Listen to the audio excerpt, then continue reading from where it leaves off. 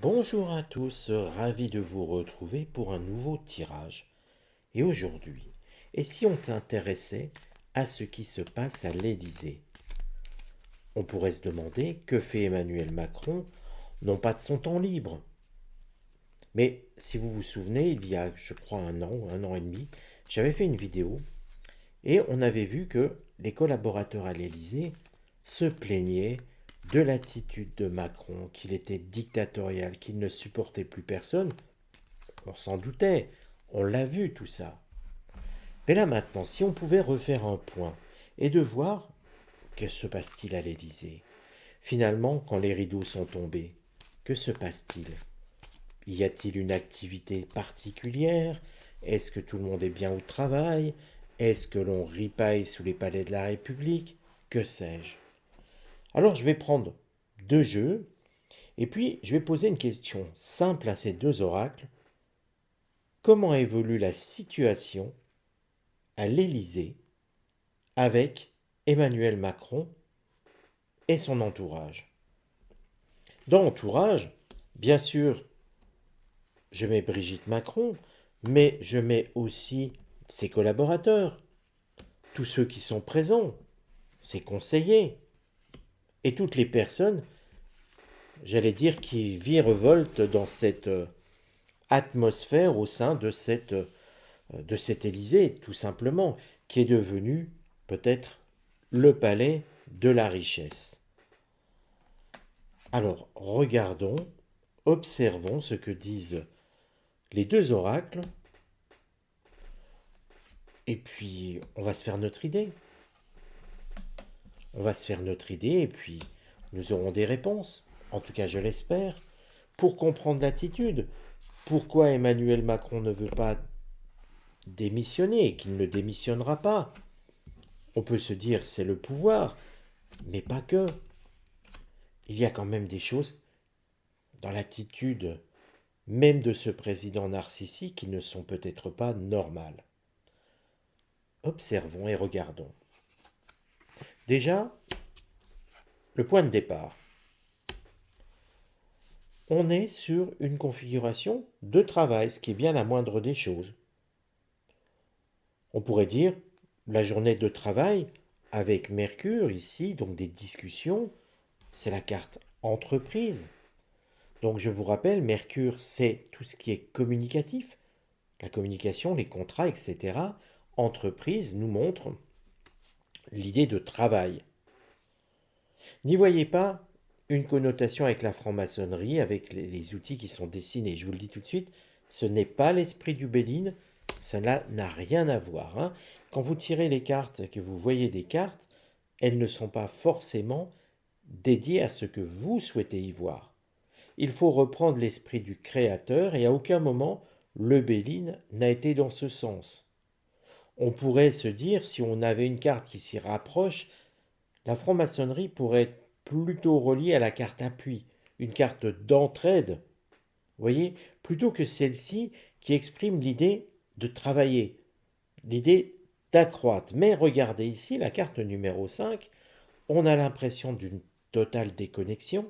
Je vous rappelle que l'oracle G est quelque chose de plus intuitif, il ne se sert que d'images. Donc nous ne sommes pas tout à fait dans la même teneur que l'oracle de Béline. Ce n'est pas qu'il y en a un qui est plus précis que l'autre, c'est qu'ils sont tout simplement différents par essence. Là, l'oracle G nous suggère qu'en fait, on a un peu l'impression que nous sommes sur des citadins. Alors, ce n'est pas un mal d'être dans une ville. Vous êtes parmi vous, certains peut-être habitant à Paris, d'autres à Bordeaux et d'autres dans les campagnes. Mais on sent que ce qui les préoccupe, c'est d'abord et avant tout ce qui se passe au cœur des villes, comme si finalement les campagnes n'existaient pas. Ça nous montre aussi que ce mouvement des agriculteurs dont personne ne parle plus alors que les agriculteurs continuent leur action, tout le monde s'en fout. Tout le monde, en tout cas à l'Élysée, il s'en moque. Donc vous voyez bien qu'il y a déconnexion totale entre la réalité et que leurs travaux, finalement, on a l'impression qu'ils mènent presque déjà une campagne électorale, parce que finalement, se regrouper comme ça pour les villes, on sait que l'électorat macroniste, même s'il est en voie de disparition, ce parti, se consacre sur les villes. Comme si, encore une fois, le vote des agriculteurs, des campagnards, de tous ceux que l'on méprise à longueur d'année ne compte plus. Voyons maintenant ce qui va aller contre ce qui se passe à l'Élysée. Deux choses très intéressantes. Avec l'oracle G ici, je dirais que c'est le bal des faux culs. Désolé du terme. Vous voyez, déjà, l'instrument de musique nous montre qu'il n'y a aucune harmonie, aucune entente. En fait, tout semble désaccordé. Je vous rappelle que la carte dans cette position, elle est en opposition. Donc si il y a harmonie, si la carte avait été là, je vous aurais dit il y a harmonie à l'Élysée. Là, on sent plutôt des dissensions, un manque d'harmonie. Et puis ce masque ici, c'est pour ça que je vous parlais du bal des faux culs, parce que certains, je dirais, ne jouent pas, ne disent pas ce qu'ils pensent, ils agissent en coulisses. Et puis regardez, on a l'impression aussi, eh bien, que c'est une fin de règne qui s'organise.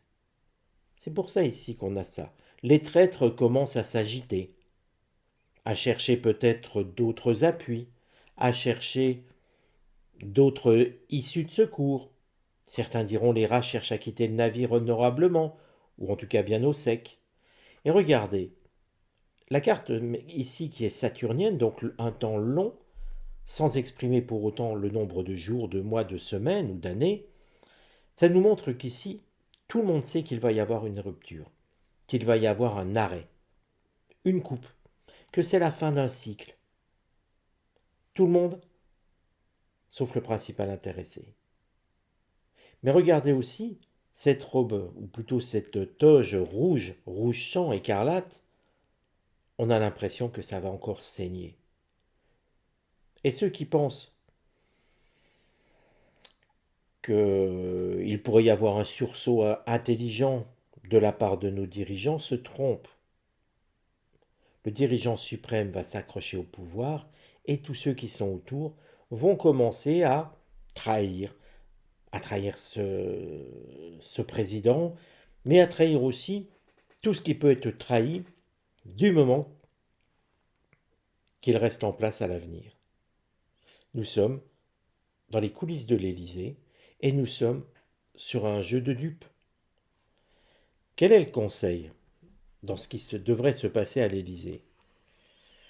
Eh bien, de faire des choix, et c'est vrai que là, quelque part, c'est tout à fait juste, des choix de politique pour aller dans un sens ou dans un autre. Or, pour l'instant, avec la nomination de François Bayrou, deux choix, c'est d'essayer de vivre encore sur une Macronie beaucoup plus recentrée. D'ailleurs, regardez, le cercle en jaune est très gros par rapport aux flèches. Et puis, le Conseil actuel, il s'y prête bien. La renommée, la gloire. Mais dans renommée, il y a aussi nomination. Vous savez, avec ce conseiller, ce secrétaire de l'Élysée qui vient devant les caméras nommer les ministres, on a l'impression que l'oracle dit « Il est temps de les nommer maintenant ». Alors c'est rarissime que l'oracle s'exprime sur quelque chose que je vais qualifier d'aussi récent, d'aussi présent. En général, un oracle, c'est fait pour les semaines, mois à venir. Là, l'oracle donne une information extrêmement forte et puissante. Il est temps, les gars, de nommer le gouvernement. Balancez vos noms. Sous-entendu derrière, de toute manière, ça ne va pas changer grand-chose. Parce que les traîtres ont l'esprit ailleurs. Et quand des traîtres sont dans les coulisses du pouvoir, ils savonnent la planche à tout le monde. Bon et mauvais. Si tant est qu'il y ait du bon. Au résultat, dans ce qui se passe. En tout cas, ici nous voyons une femme plutôt âgée, avec une certaine élégance. On peut penser à Mémère, désolé, à Brigitte Macron, qui, elle, finalement, s'amuse de ce qui s'y passe. C'est le bonheur absolu pour elle. La reine du chaos, nous pourrions le dire ainsi. Mais que se passe-t-il? Parce que là, nous avons la journée, nous avons ce qui se passe dans les coulisses. L'oracle fait un clin d'œil à ce qui se passe actuellement. Nous sommes en plein dedans, nomination des ministres. Au résultat, nous avons ce qui amuse une personne. Mais et le reste?